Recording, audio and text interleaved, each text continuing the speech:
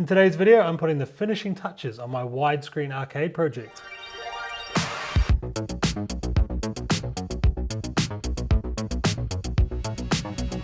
If you're new to the channel, welcome along. It's nice to have you on board.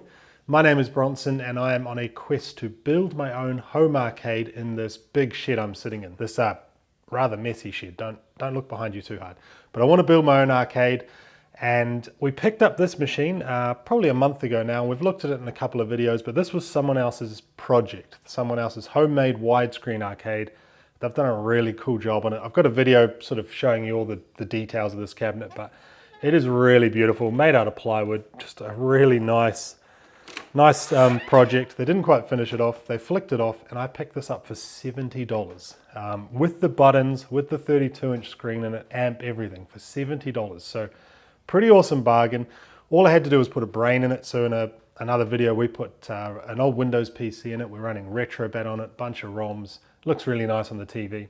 But I think this cabinet deserves to be finished off. It needs a lick of paint today and some sort of finishing touches. And then I'm gonna hand this over to my children. This is gonna be their arcade so that they don't touch my other arcades. So the plan today is to sand everything. Unfortunately, I'll have to remove all the buttons so that we can paint them. So that does mean unplugging everything and hopefully plugging everything back in the right order. But yeah, we're gonna mask off the screen and we're gonna paint this. We're gonna paint this in a few different colors. So I've picked out some colors from the channel logo, the little man you see at the start, that kind of greeny color and that pinky color. We're gonna paint it in those two colors, and then we're probably gonna do the trim in the sort of dark blue, like the royal blue, which is the outline of the logo. So some pretty bright colors, but yeah, this is the arcade for my children. So the girls, I've got twin girls who are 7 years old, and they want me to paint it pink and purple and all sorts. But we're gonna settle for some of those retro colors from the logo, and then maybe one day get the logo printed on some stickers or something and stick it on the side, or maybe do some sort of marquee with the Underground Arcade channel name. That would be quite cool. So yeah, that's the plan today. We are gonna get our paint on. I did wrap an arcade previously. So the first arcade I bought and how I got sort of stuck into this hobby was I bought an old cabinet, quite a cool upright cabinet that was pretty beat up. I put a LCD screen in it. That's running a Raspberry Pi with RetroPie on it. Quite a neat cabinet actually. And we wrapped it. I bought some cheap wrap off Temu, which probably wasn't the go, but I bought some cheap car wrap. And we wrapped it, and it was okay. It was probably faster than painting, but the wrap has started to bubble in some places, and it's a matte wrap and it gets quite dusty. And I thought, let's not wrap this one. This has got quite a few angles. It would be a pain to wrap.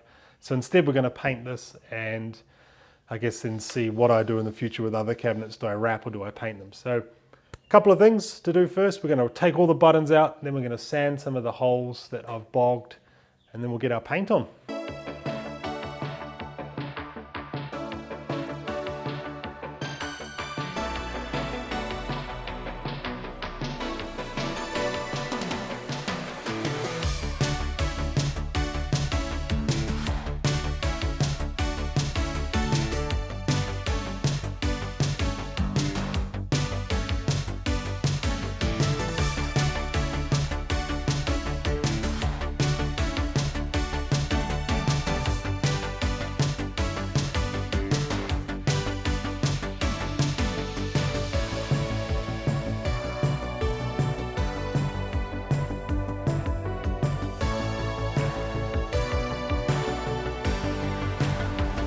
So we spent pretty much the whole day painting. It's nighttime now. Thankfully the cricket's on, so I've just been listening to a bit of cricket while I've been painting. We peeled all the tape off, and I don't love it. I really like this peachy color here, but the blue, oh, I've painted it shut. I think the blue is just too like high school project. This is some blue I had lying around. It just looks like, you know, the primary color blue. There's obviously a lot going on when you lift the lid here. I did decide to paint the inside where the keyboard and sort of PC sits, but I don't know. It's just the trim. The blue on the black looks pretty terrible. I don't know. We're thinking we might repaint the blue white.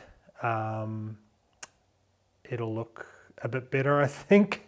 It's a big job, and I'm sort of thinking I'll just put it all back together and I'll paint it another day. But I know I won't once I've put all the buttons back in and rewired everything up. So if there was ever a time to paint the blue white, now's the time. So I might have a little go, have a little do, paint some of this white and just see how it looks. I have a feeling it's going to look a lot better white.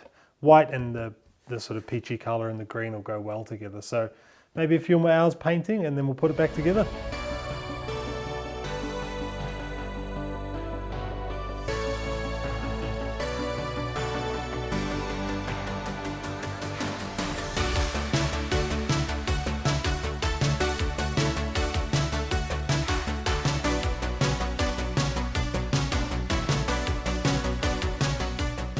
Who would have known that painting white over blue, especially a dark blue, would have been a pain in the ass. I came down every night once the kids were in bed and just painted a bit more of this edging. But I'm pretty happy with how it turned out. I think it looks a lot better than the blue, and it was worth the sort of 4 or 5 nights. I spent an hour each night painting. I'm pretty happy with how it turned out in the end. It's not perfect. I think the paint did show up a lot of imperfections in the plywood.